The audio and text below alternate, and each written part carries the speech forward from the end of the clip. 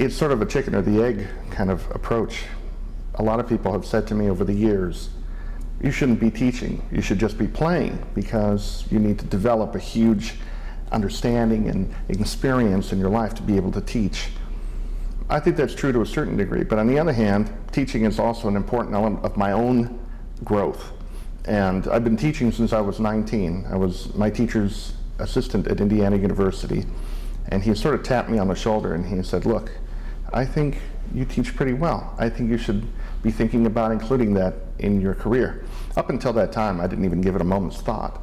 But following that, I became very interested in the technique and the methodology of playing and how it fits into the whole overall scheme of becoming an artist, because ultimately that's what we're all trying to achieve, is to become an artist, not just a musician or a violinist. And because of that, I think I've really grown tremendously. I've learned a lot from my students over the years. I've learned how to correct things that I couldn't have seen in my own playing unless I'd seen it externally in someone else. And so it's much easier for me now to analyze my own playing, figure out what I could be doing wrong and how to improve it quickly. Do you think that your position with the symphony attracts students to you here at CMU? Oh, there's no question. My position as concertmaster, of course, is a big attraction for a lot of students, mainly because, I wouldn't say it's necessarily just because it's me or something, but because the position also implies that you would have a knowledge, an intimate and deep knowledge of the orchestral repertoire. And nowadays, students understand that the possibilities of an international solo career are dwindling. The market is very, very, what do I want to say? The market is just overburdened with solo players and even chamber music players. And we're at a point now where orchestral players are realizing that that's really a career right there. It's not a shame, it's not an embarrassment, it's nothing of the sort to not become an international soloist. To become an orchestral musician today requires a tremendous amount of training, tremendous amount of skill, tremendous amount of commitment.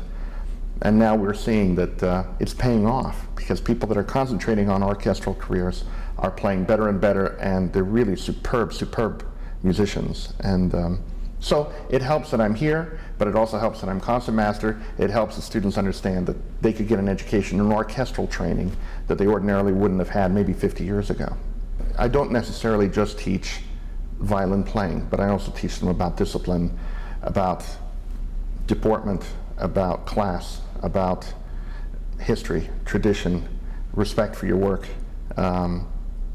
All of these things go hand in hand, I think, in being successful. I think a lot of football coaches would say the same thing. Many of my students have gone on to very, very distinguished orchestral careers.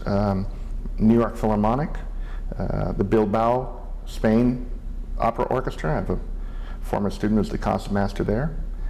Former Pittsburgh Symphony violinist Sarah O'Boyle is now playing in the New York Philharmonic. I have a student, Claudia Mojave, who is in the Pittsburgh Symphony. I have numerous international students who have all become concertmasters or superb section players. I have one in particular from the Czech Republic, excuse me, Jan Fischer, who was now concertmaster of the Prague Philharmonic. He graduated from here, stepped off the plane, took an audition, and he won it. So he's a big talent, and he's going to go on to great things in his life, I'm sure. But I think all my students have become very successful. I'm very pleased about it. I'm very proud of them. And they also carry around a tradition of violin playing that I think is dwindling. I come from the Franco-Belgian school, which you can date all the way back to the time of Corelli. In fact, Corelli was one of my ancient teachers. And as a result of that, I try to instill in my students a sense of commitment and responsibility to the art of playing violin. It's not just a job, it's not just a skill, but it's an art, and it's a history, and it's a tradition, and you have to have all of that implemented in your playing to be successful. All right. The whole idea is that we have this globalization, and there's a cross-pollinating that takes place. So there's technology and the old world. There's computers, and then there's very contemporary electronic music. There's ways of communicating now. For instance, you can give a master class today here in this studio, and listen to somebody in New York City through this teleconferencing. So I don't have to go to New York if I want to give a master class. I can hear them very well, I can see them perfectly well, and if I have a free hour, I can just set up quickly here and give a master class.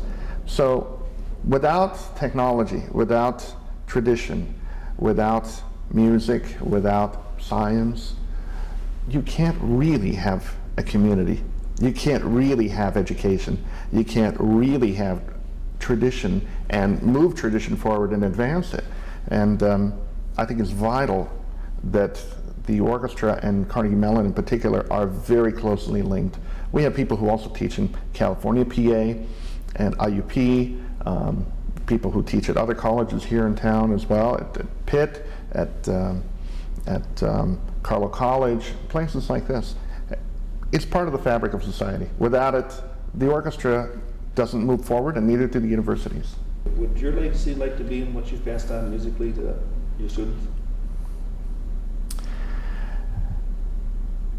When you say legacy, it's funny how people oftentimes say it's your legacy. The way I view it is that I don't have a legacy in a certain way. My legacy is the legacy of my teacher and his teacher and the teacher that came before him. So what I have strived to do is basically carry on, push forward the ideals and the traditions and the honor that came with the art and discipline of playing violin or teaching or playing chamber music through a couple of my teachers in particular, and pass that on to my students, make them understand the responsibility of that. And so in a certain way I don't claim it as my own legacy, I claim it more as the continuity of the art and discipline of playing. And if I'm not the messenger of that, then who will be? And that's very important to me. I had the great privilege of studying with Joseph Gingold and with Nathan Milstein, and study conducting with Thor Johnson, and many people who influenced me very profoundly in many different areas of music. And it's those people that instilled in me the idea that I have to do something to keep the honor and the discipline and traditions of being a musician of the highest rank. You have to keep that going. And that's a legacy that's been passed on.